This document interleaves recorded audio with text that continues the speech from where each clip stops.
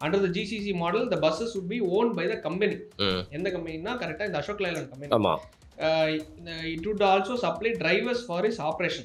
டிரைவர்ஸே supply பண்ணிடுவாங்க and take care of maintenance and charging infrastructures and it be paid by on a kilometer basis.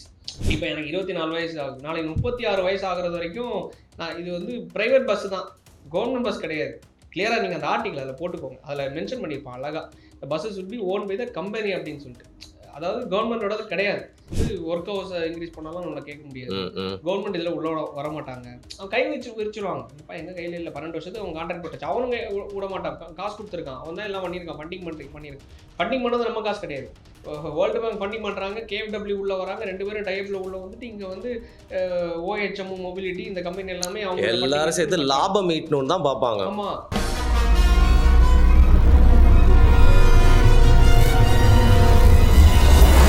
வணக்கம், வருண் டாக்ஸில் இன்று வழக்கறிஞர் Nelson கூட வந்து பேச போகிறோம். நெல்சனை வந்து நிறைய பேர் இன்ஸ்டாகிராம் ரீல்ஸில் வந்து பார்த்துருப்பீங்க. நான் அவரை வந்து நிறைய இன்ஸ்டாகிராம் ரீல்ஸ் தான் பார்த்துருப்பேன். இப்போ யூடியூப் தளத்திலையும் வந்து தொடர்ந்து நிறைய இடங்களில் பேச ஆரம்பிச்சிருக்காரு.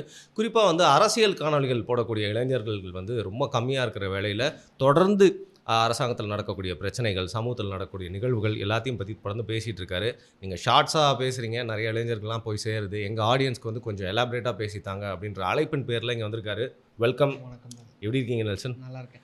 ஸோ ரொம்ப நாள் முன்னாடியே நம்ம பேசணும் முடிவெடுத்தது, ஆனால் நிறைய பேருக்கு இன்னும் தெரியல. கண்டிப்பாக மக்கள்கிட்ட கொண்டு போய் சேர்க்கணும். இப்போ இந்த பஸ்ஸு சம்மந்தப்பட்டு பார்த்திங்கன்னா புதுசாக பஸ் வருது, எல்லாத்தையும் மாடர்னைஸ் பண்ணுறாங்க அப்படிங்கிற மாதிரி வந்து ஒரு தோற்றம் இருக்கே தவிர்த்து அதற்கு பின்னாடி வந்து நிறைய பிரச்சனைகள் இருக்கிறதா நான் கேள்விப்படுறேன். ஒரு சின்ன ஊழல்னு சொல்ல முடியாது, ஒரு பெரிய ஊழல் வந்து மக்களின் காதுகளுக்கு வராமல் வந்து மறைக்கப்பட்டுச்சு அப்படிங்கிறத பற்றி பேசுறதுக்கு தான் உங்களை கூப்பிட்டுருக்கேன். அதை பற்றி கொஞ்சம் விளக்கி சொல்லுங்கள். ஆக்சுவலாக என்னன்னா, அதுக்கு முன்னாடி அரசாங்கத்திலேருந்து எடுக்கப்பட்ட ஒரு நடவடிக்கை ஒன்று பார்க்க. சரி. எந்த மாவட்டம் எனக்கு சரியாக தெரில. இதே மாதிரி ஒரு இன்ஸ்டாகிராம் ரீல்ஸில் 2 பொம்பளை பிள்ளைங்க, லைக் ஒரு பொண்ணும் இன்னொருத்த லேடியும் என்ன பண்ணியிருப்பாங்க, ஒரு கவர்மெண்ட் பஸ்ஸுக்கு ஃப்ரெண்டில் நின்றுட்டு இது வந்து இதுதான் இங்கே இருக்கிற குப்பை லாரி, அதாவது வெளிநாட்டில் துபாயிலலாம் அந்த வடிவேல் அவர்களுடைய டைலாக்கை சொல்லி வெளிநாட்டிலலாம் இதெல்லாம் குப்பை லாரி, இங்கே தான் இதுக்கு பேர் பஸ் அப்படின்னு சொல்லிட்டு கலாய்ச்சி வீடியோ போட்டிருப்பாங்க. கிண்டலா இன்ஸ்டாகிராமில் ரீல்ஸ் சும்மா போட்டாங்க. போக்குவரத்து துறையிலேருந்து இவங்க மேலே நடவடிக்கை எடுக்கணும்னு சொல்லிட்டு போட்டாங்க. அப்போ நான் என்னன்னா, உண்மையிலே குப்பை லாரி தானே இருக்குது, வடிவேல் அவர்கள் சொன்ன மாதிரி அந்த லட்சணத்தில் தான் இங்கே பஸ்ஸஸ் இருக்குது. சரி, அப்போ அதுக்கப்புறம் தான் மே மாதம் 1ஆம் தேதி முதல்வர் என்ன பண்ணுறாரு, கிட்டத்தட்ட 350 அதாவது அரசு பஸ்ஸுன்னு சொல்லக்கூடிய இந்த எலக்ட்ரிக் பஸ்ஸஸ், அதாவது இந்த இப்போ இன்ட்ரடியூஸ் பண்ணுறாங்க புதுசாக அந்த ஒரு லோ ப்ரொஃபைலில் உள்ள எலக்ட்ரிக் பஸ்ஸஸ், மாற்றுத்திறனாளிகள் ஏறுற மாதிரி பல வசதிகளும் கொண்டு வந்திருக்காங்க. வர இருக்கக்கூடிய விஷயம் நல்ல விஷயம் தான், டெவலப் ஆயிருக்கு, இன்ஃப்ராஸ்ட்ரக்சர் டெவலப் ஆயிருக்கு, கரெக்ட். ஆனால் அது வந்து இப்போ என் வீட்டில் நிற்கிற வண்டி என் சொந்த வண்டியாக இருந்தால் நான் உரிமையை கொண்டாடலாம். அது வந்து என் சொந்த வண்டி இல்லை, அடுத்தவன வண்டின்னு வரும்போது நம்மளுக்கே அது உரிமை கொண்டாட முடியாது. நம்ம வீட்டில் இருக்க பிள்ளைங்களாம் நினச்சிட்டு இருக்காங்க அது நம்ம சொந்த வண்டிங்கிறது. அதுதான் இங்கே நடந்திருக்க விஷயம். முதற்கட்டமாக 350 பஸ்ஸஸ் கொண்டு வந்திருக்காங்க. இது பேக்கெண்டில் உள்ள விஷயம், மக்கள் சந்தோஷப்பட்டாங்க. இதுக்கு பேக்கெண்டில் உள்ள விஷயம் என்னென்னா, இந்த பஸ்ஸஸ் எல்லாமே ஓன் பண்ணுறது வந்து ஒரு ப்ரைவேட் கம்பெனி. சரி, ஜஸ்ட்டு வந்து கவர்மெண்ட் வந்து இவங்க கூட ஒரு டைப் மாதிரி போட்டு இங்கே ஓடுறதுக்காக, மக்களை ஏமாத்துறதுக்காக பண்ணியிருக்காங்க. சேம் லைக் எப்படின்னா, கவர்மெண்டோட இன்வெஸ்ட்மெண்ட் இதில் வராது. அதாவது என்னன்னா, ஆக்சுவலாக இது வந்து KFWங்கிறது ஒரு ஜப்பான் கம்பெனி. சரி, கிரெடிட் அன்ஸ்டால்டு ஃபார் வைடர் அப்படின்னு சொல்லிட்டு ஒரு பேர். ஆக்சுவலாக இதோட இண்டஸ்ட்ரி என்னன்னா, ஃபினான்ஷியல் சர்வீஸ். 1948 இதை ஸ்டார்ட் பண்ணுறாங்க, கடன் கொடுக்குறது. இவங்களும் வேர்ல்டு பேங்கும் ஒன்றா சேர்ந்து டைப் பண்ணி என்ன பண்ணியிருக்காங்க, இந்த அதாவது 500 பஸ்ஸஸ் டோட்டல் டெண்டர் கொடுத்து 350 பஸ்ஸஸ் வந்து ஃபஸ்ட்டு இன்ட்ரோடியூஸ் பண்ணியிருக்காங்க. சரி, நம்ம ஐயா வந்து லைக் வெள்ளையும் சொல்லையும் வந்தோடனே இவர் தான் மண்டையை கசக்கி கொண்டு வந்தார் அப்படின்னு சொல்லிட்டு உண்மையிலே நான் சந்தோஷப்பட்டேன். நம்ம ஊரில் உள்ள குப்பை லாரியெல்லாம் மாறப்போகுது அப்படின்னு சொல்லிட்டு. சூப்பர். அதுவும் பொல்யூஷன்லாம் இல்லாமல் சம மேட்டர் இல்லை, எலக்ட்ரிக் பஸ்ஸஸ் எல்லாமே சவுண்டும் வராது, பொல்யூஷன் இருக்காது, எல்லாம் வரவேற்கக்கூடிய விஷயம். ஆனால் என்னன்னா, நம்ம வரி பணத்திலிருந்து கட்டக்கூடிய காசு நமக்கு சொந்தமா நாளைக்கு வரும்போது தான் அது நமக்கான சொத்து. இல்லாத பட்சத்தில் பிரைவேட்டுக்கு வராங்க, பிரைவேட் கொடுக்குறாங்க பட்சத்தில் அது யாரோட சொத்துனா நம்மளோட கிடையாது. கிட்டத்தட்ட இந்த டெண்டர் மட்டும் 12 ஆண்டுகளுக்கு இந்த கம்பெனி கொடுத்துருக்காங்க. அதாவது தொடர்ந்து அதாவது இப்போ இந்த வருஷம் 2025 ஸ்டார்ட் பண்ணியிருக்காங்களா, நெக்ஸ்ட் 12 இயர்ஸ்க்கு இந்த கம்பெனி தான் இதை மெயின்டைன் பண்ண போகிறாங்க. அதாவது என்னன்னா, KFWவும் அமெரிக்கன் வேர்ல்டு பேங்கும் வந்து 2 பேரும் இன்வெஸ்ட்மெண்ட் தான். இதில் வந்து மெயின்டெனன்ஸில் அவங்க வரல. மெயின்டெனன்ஸில் யார் வர்றாங்கன்னா, அசோக் லைலாண்ட் இந்த ஹிந்துஜா குரூப் இருக்குல்ல, ஆமா. ஹிந்துஜா குரூப்புக்கு கீழ OHMன்னு சொல்லிட்டு மொபிலிட்டின்னு ஒரு சப்சிடியரி கம்பெனி சரி, சரி. இவங்க வந்து மெயின்டைன் பண்ண போறாங்க. இந்த சப்சிடியரி கம்பெனி என்ன பண்ணுவாங்க, இந்த பஸ்ல எல்லாம் பார்த்திருப்பீங்க. கீழ ஸ்விட்ச்ன்னு இருக்கும். ஆமா. ஸ்விட்ச் மொபிலிட்டி அப்படின்னு சொல்லிட்டு. அதாவது OHM மொபிலிட்டி தான் இந்த ஸ்விட்ச்ங்கிறது. பஸ்ஸுக்குள்ள நீங்க இந்த விளம்பரத்த பார்க்கலாம். அதாவது வந்து இவங்க தான் குறிப்பிட்ட டிப்போஸ், அதாவது இந்த பஸ் வந்து எல்லா இடத்துலயும் அவைலபிள் கிடையாது. லைக் சென்னையில அ ஒண்டி சாரி அடையாறு, ம். அயனாவரம், தாம்பரம், அதுக்கப்புறம் இத தாண்டி திருமங்கலம், மதுரையிலலாம் ஃபியூச்சர்ல கொண்டு வர போறாங்க. சரி. ஆனா இப்போதைக்கு இங்க கொண்டு வந்திருக்காங்க. லைக் இந்த டிப்போஸ் எல்லாம் மெயின்டெயின் பண்றது, ம், ம். டிரைவர்ஸ் அப்பாயிண்ட் பண்றது, அவங்களுக்கு சம்பளம் குடுக்குறது, லைக் எல்லாமே இவங்க தான் பண்ண போறாங்க. ஸோ ஒரு அசோக் லைலாண்டுக்கு இன்வெஸ்ட் பண்றது அவங்க. KFW, world bank. ம். அவன் இன்வெஸ்ட் பண்றான். இந்த பிரைவேட் கம்பெனி வந்து இவங்கள மேனேஜ் பண்றாங்க, மெயின்டெயின் பண்றாங்க, சம்பளம் குடுக்குறாங்க பட்சத்துல, நாளைக்கு இது எப்படி வந்து அரசாங்கத்துக்கு சொந்தக்கூடிய ஒரு இத வந்து அப்படி துறையா பார்க்க இருக்கும் முடியும். அப்படின்னு. அதே தாண்டி அவன் கிளியரா மென்ஷன் பண்ணிட்டான். ம். அண்டர் த GCC மாடல், அதாவது கிரேட்டர் சென்னை கார்ப்பரேஷன் மாடல் கீழ. அதாவது நான் இது பொத்தாம் நம்ம அடிச்சு விடல. ம், ம். DT next. சரி. ஓகேவா? அதோட நான் ஆர்டிகிள தான் நான் சொல்றேன். Under the GCC model the buses would be owned by the company.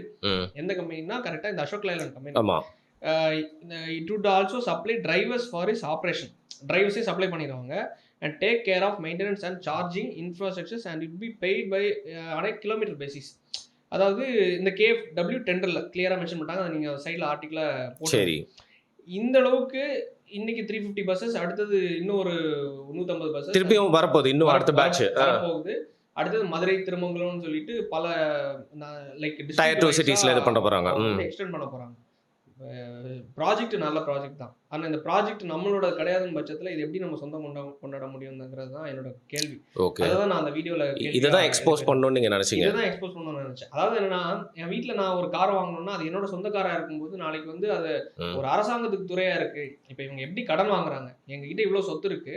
அத பிளட்ஜ் பண்ணி நம்மளுக்கு தெரியாது. இப்ப நம்ம எப்படி கடன் வாங்குறோம்? நம்ம ஒரு இடத்த பிளட்ஜ் பண்ணி ஏதோ அடமானம் வச்சு கடன் வாங்குறோம். சேம் லைக் அதே மாதிரி தான் கவர்மெண்ட்டும் கடன் வாங்கும். ஒரு துறையை பிளட்ஜ் பண்ணி பேங்க்ல இருந்து சும்மா கடன் கொடுக்க மாட்டாங்க. இது பண்ணுவாங்க. அப்போ எல்லாமே நீங்க பிரைவேடைஸ் பண்ணும்போது நாளைக்கு நம்மளுக்குன்னு சொத்து என்ன இருக்கும்? அதாவது எல்லாத்தோட வரியை ஏத்திட்டாங்க. காரணம் அரசாங்கத்துக்கு போதிய வருமானம் இல்ல, மக்களுக்கான ஸ்கீமுக்கு அந்த ப்ராஜெக்ட்டுக்கான ஃபண்டிங் இல்ல. ஸோ அதனால வரி ஏத்துறோம்னு ஏத்திட்டாங்க. ஸோ அப்போ வரி ஏத்துனதுக்கு அப்புறம், டாக்ஸ் ஏத்துனதுக்கு அப்புறமா கூட உங்ககிட்ட ஃபண்ட் இல்லைன்னு பட்சத்தில் இவங்க என்ன பண்ண போறாங்க, எஜுகேஷன் கூட CSR மூலமா தான் போய் கையேந்தி நிற்கிறாங்க பிரைவேட் இன்ஸ்டிடியூஷன் கிட்ட.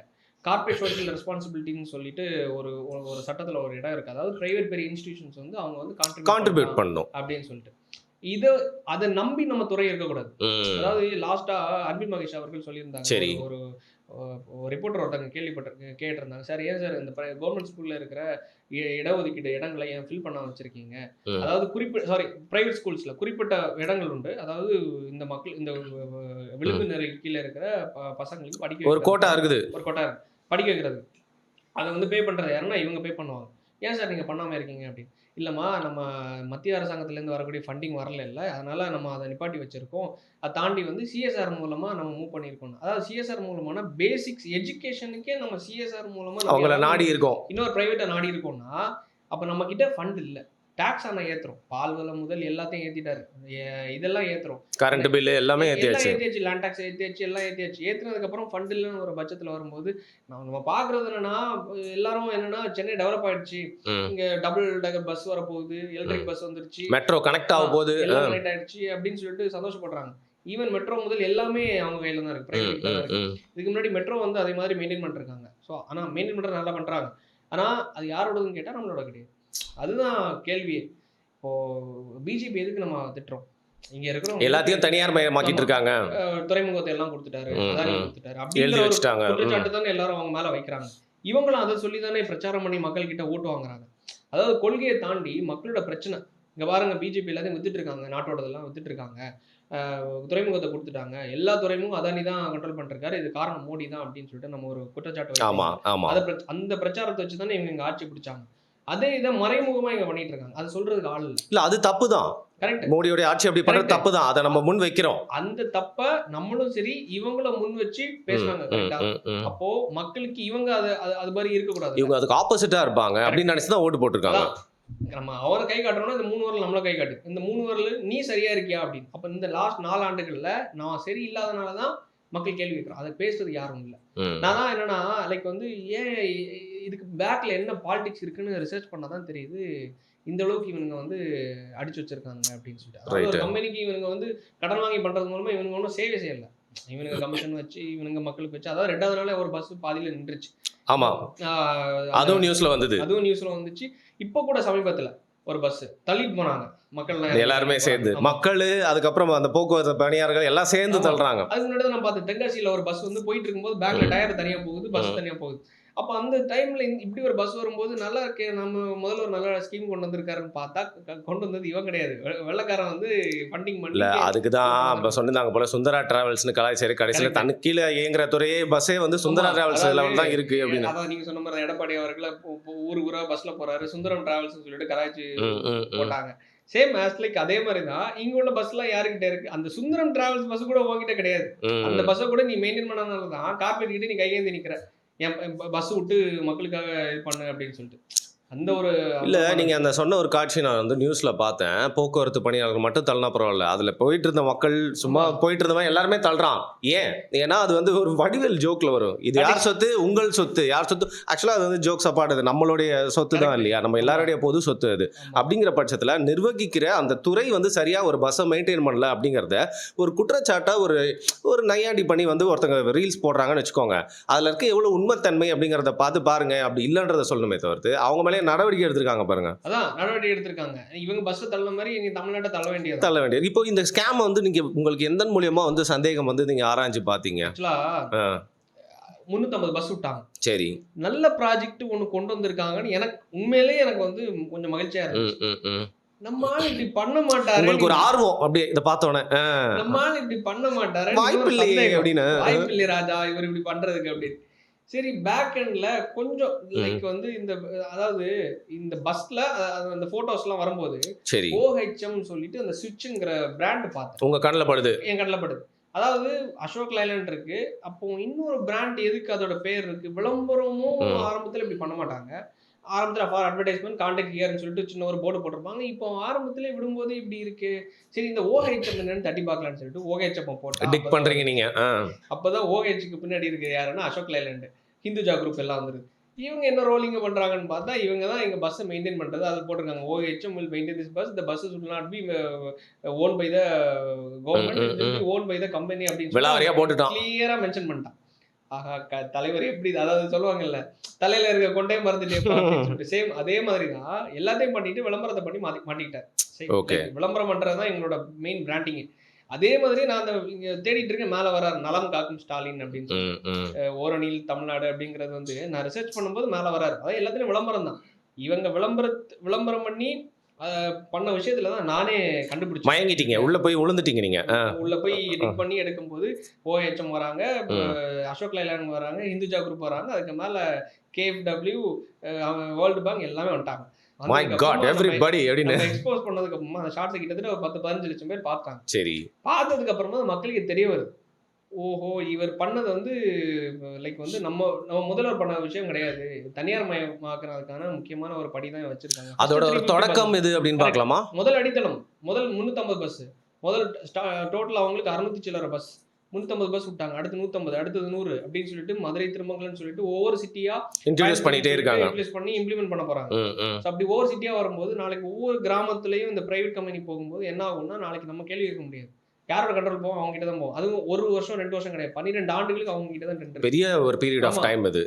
இப்போ எனக்கு 24 வயசு ஆகுது, நாளைக்கு 36 வயசு ஆகுறது வரைக்கும் நான் இது வந்து பிரைவேட் பஸ் தான், கவர்மெண்ட் பஸ் கிடையாது. கிளியரா நீங்க அந்த ஆர்டிகல் அதில் போட்டுக்கோங்க, அதில் மென்ஷன் பண்ணியிருப்பான் அழகா, the buses should be owned by the company அப்படின்னு சொல்லிட்டு. அதாவது கவர்மெண்டோடது கிடையாது, மெயின்டைன் பண்றது, salary கொடுக்கறது, ஃபுல் ஸ்ட்ரக்சர் வந்து பிரைவேடைசேஷன், சார்ஜ் பண்றது முதல் அந்த டிப்போக்கு சின்ன சம் ஆஃப் தி அமௌண்ட் கட்டணும், அவ்வளவுதான். ஏன்னா அது வந்து கவர்மெண்டோட. ஆமா, அந்த டிப்போவை தாண்டி பஸ்ஸஸ் எல்லாத்தையுமே அங்க ஸ்டேஷன் பண்ணிக்கலாம், நீங்க அங்க தான் பண்ணணும். ஓகே, இதுதான் நம்ம கொண்டு வந்த. இல்லைங்க, இப்போ எனக்கு என்ன தோணுதுன்னா, அதில் இவ்வளோ பெரிய காலகட்டத்துக்கு ஒரு டீல் மாதிரி வந்து போட்டிருக்காங்க, அதில் தனியார் மயமாக்கப்படுதுங்கிறது முக்கியமான விஷயம் வெளில தெரியுது. இதில் போக போக வந்து பார்த்திங்கன்னா வேற ஒரு ஆங்கிள் நம்ம பேச மாட்டோம், போக்குவரத்து தொழிலாளர்களும் போக போக இதில் வந்து பாதிக்கப்பட போகிறாங்க. அந்த ஒரு விஷயம் அவங்களுக்குள்ளேருந்தே ஒரு கொந்தளிப்பாக வந்து வெளில வரணும்ல, ஏன் அதை ஒரு இஷ்யூவாக யாரும் எடுத்து பார்க்க மாட்டாங்க, பேச மாட்டாங்க? என்னன்னா பிரைவேட் கம்பெனிக்கார கிளியரா ஒரு விஷயத்த பண்ணுவாங்க. சரி. கரெக்டா சம்பளம் கொடுத்துருவாங்க. ம். இவங்க 20,000 கொடுத்தாங்கன்னு வைங்களேன், நார்மலா கவர்மெண்ட் ம். எம்ப்ளாயீஸ் எல்லாமே கொஞ்சம் சேலரி நல்லா இருக்கும். ஆமா. ஐ மீன் வந்து இப்போ டீச்சர்ஸா இருக்காங்க, 50,000 1,00,000 வரைக்கும் சேலரி இருப்பாங்க. ஆனா அவங்க வந்து உட்கார்ந்து வேலை பார்க்குறாங்க. டிரைவர்ஸ் வந்து கொஞ்சம் வேலை பார்க்குறாங்க, கொஞ்சம் இல்ல நல்லா வேலை பார்க்குறாங்க ராவு பகலா. அவங்களுக்கு சம்பளம் 40,000 50,000 60,000. இவன் சம்பளத்த குறைச்சாலும் கரெக்டா போட்டுருவான். அவங்களுக்கு வந்து கடைசி நேரத்துல ம். எங்களுக்கான அந்த பிஎஃப் அமௌண்ட் குடுக்கல அப்படின்னு போராடுறது. சரி. பழைய ஓய்வூதியத்த குடுக்கணும்ங்கறத போராடுறது. இந்த மாரி இருக்கும். இவன் அப்படி கிடையாது. ம். கரெக்ட்டா சம்பளத்த குடுத்துருவான். ம். கரெக்ட்டா அவங்களுக்கான அதாவது என்னன்னா, ஐடி கார்டு முதல் எல்லாத்தையும் குடுத்து பார்த்தா ஏதோ காலேஜ் ஸ்டூடண்ட் ரெடி பண்ணது மாரி நீட்டா ரைட்டு. ஒரு ஒரு ஒரு ஃபார்மாலிட்டி கரெக்ட்டா கீப் அப் பண்றான். எனக்கு ஒரு வாட்டி இந்த இந்த மெசேஜ் போட்டதுக்கப்புறம் ஒரு டிரைவர் ஒருத்தங்க டிஎம் பண்றாங்க. சரி. சார் இப்படிதான். ஆனா எங்களுக்கான ஏதாவது விஷயம்னா குரல் குடுக்க எங்களால முடியல. அங்கலாம் ம். யூனியன் இருக்கும், என்னென்னமோ இருக்கும். எங்களால குரல் குடுக்க முடியல. அததான் நீங்க சொல்லும்போது யோசிச்சேன். ஐடி கார்டு குடுப்பான், எல்லாம் குடுப்பான். ஆனா யூனியன் வைக்கிற உரிமையை பறிச்சுட்டானா என்ன பண்றது? டக்குன்னு நாளைக்கு 100 பேர் வேலைய விட்டு தூக்குவான். சாம்சங்ல என்ன போராட்டம் நடந்துச்சோ அதே அதை தானே மாரி பார்த்தோம். அதே மாரி இங்க என்னன்னா, சார் எங்களுக்காக எது ரைட்ஸும் எங்களால கேட்க முடியல. அதாவது ஒர்க் ஹவர்ஸ் வந்து நீங்க பார்த்திருப்பீங்க டிசிஎஸ் ம். பல ம். பெரிய கம்பெனில எல்லாம் 18 ஹவர்ஸ் ஒர்க் பண்ணணும். மாடு மாதிரி வேலை பார்க்குறாங்க. 12 ஹவர்ஸ் ஒர்க் இப்ப பாத்தீங்களா ஒரு 10,000 பேரை கழட்டி விட்டாங்க. ஆமா. ஒண்ணும் பண்ண முடியல. டிசிஎஸ்ல என்ன பண்ண முடியும்? ஒண்ணும் பண்ண முடியாது. நம்ம கேட்க முடியாது. போராட்டம் கூட பண்ண முடியாது. அதே மாரி தான் இவங்க என்னன்னா, லைக் வந்து ஒர்க் ஹவர்ஸ இன்கிரீஸ் பண்ணாலும் நம்மள கேட்க முடியாது. ம். ம். கவர்ன்மெண்ட் இதுல உள்ள வரமாட்டாங்க. அவன் கை விரிச்சுருவாங்க. இல்லப்பா எங்க கையில இல்ல 12 வருஷத்துக்கு அவன் கான்ட்ராக்ட் போட்டாச்சு. அவனும் விடமாட்டான். காசு குடுத்துருக்கான். அவன் தான் எல்லாம் பண்ணியிருக்கான். பண்ணியிருக்கான். ஃபண்டிங் பண்ணது நம்ம காசு கிடையாது. வேர்ல்டு பேங்க் ஃபண்டிங் பண்றாங்க. கேஎஃப்டபிள்யூ உள்ள வராங்க. 2 பேரும் டை அப்ல உள்ள வந்துட்டு இங்க வந்து ஓஹெச்எம் மொபிலிட்டி இந்த கம்பெனி எல்லாமே அவங்க எல்லாரும் சேர்த்து லாபம் ஈட்டணும்னு தான் பார்ப்பாங்க. ஆமா. அதான் சொல்றேன்ல. ஒரு ஒரு இவன் 40,000 குடுக்குற இடத்துல இவன் 30,000 குடுத்து உனக்கு அது இதுன்னு சொல்லிட்டு கொஞ்சம் ஃபேன்சியா காணிச்சு, அவன டிரைவர் எல்லாருமே அப்பாயிண்ட் பண்ணி வச்சுட்டு தான். ஏன்னா, இங்க எல்லாருக்குமே வேலைக்கு ஆட்கள் பஞ்சத்துக்கு ம். ம். இல்ல. காரணம் என்னன்னா, அ எல்லாருக்குமே வேலை இல்லாம நெறைய பேர் இருக்காங்க. நீ 40,000க்கு வரலையா? 30,000க்கு அவன் வர்றதுக்கு ரெடியா இருக்கான். 25,000க்கு அவன் வர்றதுக்கு ரெடியா இருக்கான். அப்படி இருக்கிற பட்சத்துல அவனுக்கு சாய்ஸஸ் நெறைய இருக்கு. நம்ம ஊர்ல. அப்படி ஏன்னா spoilt with choices yeah. Unemployment அவ்வளோ இருக்கிறனால, அந்த சாய்ஸஸ அவன் யூட்டிலைஸ் பண்ணிக்கிறான். அத பிரையாரிடைஸ் பண்ணி அவன் என்ன பண்ணிடுறான், அவங்களுக்கு வேலைய குடுத்துடுறான். ஸோ அப்படி குடுக்குற பட்சத்துல என்ன ஆகுதுன்னா, இவன் லாபம் ஈட்ட தான் பார்ப்பான். இத்தனை கோடி ரூபா அவனுக்கு என்ன சேவை செய்யணும்னா அது. அவன் எனக்கு கம்பெனி அசோக் லைலண்ட் எவ்வளோ பெரிய கம்பெனி. அவனுக்கு சேவை செய்யணும்னு அவனுக்கு தலையெழுத்தா என்ன? இங்க வந்து தமிழ்நாடு கவர்மெண்ட்டுக்கு இந்த தமிழ்நாட்டு மக்களுக்கு சேவை செய்யணும்னு. எந்த தலையெழுத்தும் கிடையாது அவனுக்கு. அது எண்ட் ஆஃப் த டே எல்லாமே மணி தான். பிசினஸ். அப்படி வர பட்சத்துல நம்ம ஐயா வந்து மக்களை ஏமாத்தக்கூடிய விஷயம் தெரியணும். நம்ம ஒரு சிறு குறு வீடியோ மூலமா கொண்டு போனோம். இது இன்னும் மக்கள் கிட்ட கொண்டு போய் ரீச் நிச்சயமா இல்ல கரெக்டா அதை பேசணும்னு நினைச்சேன் நானும். இப்போ இறுதியா ஒரு விஷயம் கேட்கிறேன். இவங்க ஆட்சிக்கு வந்ததுல இருந்து பஸ்ஸை வச்சு பண்ண அரசியல் அப்படிங்கறது பாத்தீங்கன்னா ஏராளம். அதனாலதான் இதை பத்தி நம்ம பேச வேண்டியிருக்கு. பஸ்ஸோட ஒரு சைடுக்கு பிங்க் அடிச்சாங்க. இன்னொரு பக்கம் வந்து மகளிருக்கு வந்து ஃப்ரீன்னு சொல்லி அதை வந்து நிறைய இடத்துல குத்தி காட்டுறது. பல இடங்கள்ல மகளிருக்கு ஃப்ரீன்னு சொல்லி ஆம்பளைங்கள் கொடுக்குற அந்த டிக்கெட்டை வந்து கொடுத்து போயிட்டு இருக்காங்க. ஸோ இவங்க பஸ்ஸை வச்சு அரசியல் பண்ணி கடைசியில் பஸ்லேயே வந்து எக்ஸ்போஸ் ஆகுறாங்க நிறைய விஷயங்கள்ல. ஓசி பஸ் சொல்லிட்டு மக்களை கலாய்ச்சாங்க. சும்மா ஒரு பெயிண்ட் ஃப்ரண்ட்ல ரோஸ் கலர் பெயிண்ட் அடிச்சுட்டு, அதாவது என்னன்னா லைக் வெளிய இருந்து பார்க்கும்போது இப்ப கேரளாலாம் நீங்க போனீங்கன்னா இன்ஃப்ராஸ்ட்ரக்சர்ஸ் அவ்வளவு சூப்பரா வச்சிருக்கான். பிரைவேட் பஸ் கவர்மெண்ட் பஸ்ஸான்னு நம்மளால நம்ப முடியாது. அந்த அளவுக்கு வச்சிருக்கான். அதாவது இங்க வந்து பார்க்கும்போது ஜஸ்ட் ஒரு ஐடென்டிஃபை பண்றதுக்காக ஒரு ரோஸ் கலர் பெயிண்ட் அடிச்சு விட்டுருக்காங்க. ஆனா அந்த டப்பா அதே டப்பா தான். பெயிண்ட் மட்டும் தான் ஃப்ரண்ட்ல மாறி இருக்கு. அப்படின்னு பட்சத்துல அந்த பஸ்ல போகக்கூடிய பெண்களை உங்களுக்கு அவங்க கேட்கவே இல்லை. இன்னைக்கெல்லாம் அந்த பிரச்சனையில எல்லாம் சென்னையில ரிப்பன் மாளிகைக்கு ஆப்போசிட் பிரச்சனை எல்லாம் அந்த மக்கள் சொல்றாங்க. ஸ்டேட்மெண்ட் கொடுக்குறாங்க. நாங்க கேட்கவே இல்லை. எங்களுக்கு அடிப்படை தேவை அதே கிடையாது. அப்படிங்கிற பட்சத்தில் நீங்க அதை கொடுத்துட்டீங்கன்னு சொல்லிட்டு நீங்க எங்களை வந்து கிண்டல் பண்றது ஓசி பஸ் அங்க இருந்து ரிஃப்ளெக்ட் ஆகுது. ஆமா. ஆக்சுவலா இப்போ ஒரு சம்பவம் பார்த்திருப்பீங்க. தமிழ்ச்செல்வன் எம்பியும் மகாராஜான்னு சொல்லிட்டு யாரா முட்டாள் பெரிய முட்டாள் அடிச்சு பார்த்து போண்டா அப்படின்னு 2 பேரும் நீ என்ன ராஸ்கல் அப்படின்னு சொல்லிட்டு மாறி மாறி திட்டக்கூடிய ஒரு விஷயம் பார்த்திருப்பீங்க. அதுல மகாராஜாவும் பொன்முடி பேசினாதான் எல்லாரும் கவனிச்சிருப்பீங்க. இதே மகாராஜா மக்கள் கிட்ட பிரச்சாரத்துக்கு தமிழ்நாடுக்கு போகும்போது ஓசி பஸ்ல நீங்க போறீங்க இல்ல, ஆமாங்க இவர் பேசியிருந்தாரு. அது யாருக்கும் தெரியல. ஸோ அதாவது என்னன்னா பலர் கிண்டல் பண்ண ஆரம்பிச்சிட்டான் மக்களை. ஏதோ நம்ம வந்து அவன் வீட்டு காசுல நம்ம பயணம் பண்ற மாதிரியும். இல்லை நெல்சன், நான் ஓப்பனாகவே சொல்கிறேன். இந்த ஏன் கிரிட்டிசைஸ் பண்ண மாட்டேன்னா, பெண்களுக்கு இலவசமாக பஸ்ஸில் போகிறது கொடுக்கறது வந்து ஒரு செம்ம மேட்ரு. சரியா? நிறைய பெண்களுக்கு ஏன்னா ஒரு டிக்கெட் ரேட்டுன்றது ஒரு பாயிண்ட் ஆஃப் டைமில் கொஞ்சம் ஏறிடுச்சு. அப்படி இருக்கப்போ பெண்களுக்கு வந்து அது ஒரு ஃப்ரீ டிக்கெட்னா நான் அதை அப்ரிஷியேட் பண்ணுறேன். அது வந்து சொல்கிறேன், உங்களுக்கு சாப்பாடே தந்து சரி ஓசி சோற தானே நீ சாப்பிடுறேன்னு சொன்னா அதுதாங்க எனக்கு பிரச்சனை. கரெக்ட். அதுதான் பிரச்சனை. ப்ரோ சாப்பாடு இன்னைக்கு ஏங்க பசியில இருக்கீங்க அது மட்டும் இல்லை, அசிங்கமாக சொல்லி காட்டுறது மட்டும் இல்லாமல் நீங்கள் சரியாக செயல்படுத்தவும் இல்லை. இலவசமாக வந்து பெண்கள் போகலாங்கிறத நிறைய இடங்கள்ல சரியாக செயல்படுத்தவும் இல்லை. டயர் தனியா வருது. அப்படி ஒரு பஸ்ல நீங்க தந்துட்டு நீ ஓசியில தானே போற, ஓசியில அது போற தகர டப்பா கொடுத்துட்டு நீ ஓசியில போறேன்னு சொன்னா அது எப்படி? இதில் நாங்கள் வந்து உயிரை பணை வச்சு ஏறுறோமே, அதுக்கு நீங்கள் ஆமா. எங்களுக்கு நீங்கள் காசு தரணும் எங்க அப்படிங்கிற. வாழ்வாதாரத்துக்காக தான் நாங்க ஏறுறோம். நாங்க ஒண்ணும் எங்க வீட்ல கார் வச்சுட்டு 3 கார் வச்சுட்டு நாங்க பஸ்ல போகல. ம். வாழ்வாதாரத்துக்கு 100 ரூபா வேலை திட்டத்துக்கு ஒரு இடத்துக்கு போனாலும் சரி, ஒரு ரிலேஷன் வீட்டுக்கு போனாலும் எதுக்கோ ஒரு மக்கள் பயணம் பண்ணிட்டு தான் இருக்காங்க. இன்னைக்கு பஸ் ஒண்ணும் சும்மா யாரும் காலியெல்லாம் போகல. நிச்சயமா மக்கள் பயணம் பண்ணிட்டு தான் இருக்காங்க. எப்பவுமே யூஸ் ஃபுல்லா பண்றாங்க. தான் இருக்கு. ஆமா. ஏன்னா என்னதான் தகர டப்பா இருந்தாலும் இப்ப நீங்க காலைல ஸ்கூல் போற பிள்ளைங்க மோட் ஆஃப் டிரான்ஸ்போர்ட்யா. ஸ்கூல் போற பிள்ளைங்களே நீங்க பாத்தீங்கன்னா இந்த ஃபுட்பால்ல தொங்கிட்டு இருக்காங்க. அதாவது பிளெண்டி ஆஃப் பஸ்ஸஸ் இல்லாதனால தான் இந்த அளவுக்கு ஒரு ரஷ் இருக்கு. நிச்சயமா அப்படி இருக்கிற பட்சத்துல இவங்க வந்து ஒரு டப்பா பஸ்ஸையும் கொடுத்துட்டு நாங்க ஓசி பஸ்ல போறோம். அது சொன்னவங்கள வந்து நடவடிக்கை எடுக்கணும். போக்குவரத்து துறை எடுத்த நடவடிக்கை.